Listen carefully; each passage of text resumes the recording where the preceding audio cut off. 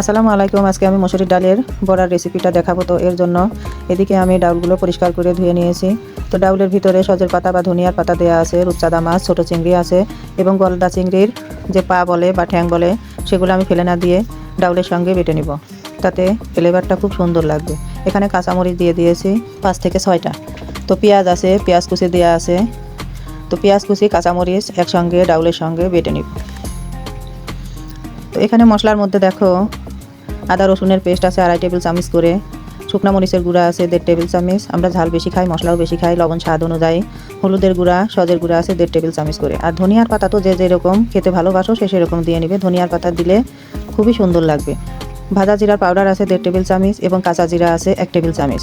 বড়াটা মূলত স্বাদের জন্য মশলাগুলো পরিমাণ অনুযায়ী ব্যবহার করা হয়েছে।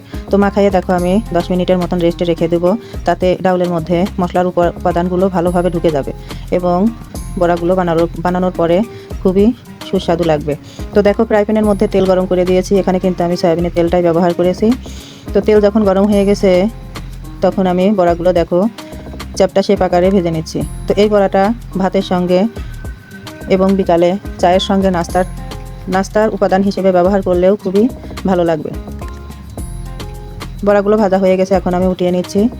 তো আমার এই বড়ার রেসিপিটা যদি তোমাদের ভালো লাগে তাহলে যেখান থেকে দেখছো ফলো, কমেন্ট, শেয়ার করে দিও এবং সাবস্ক্রাইব করে দিও।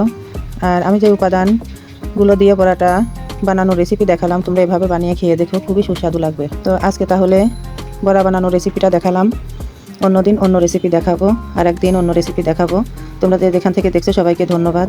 আজ এই পর্যন্তই, আল্লাহ হাফেজ।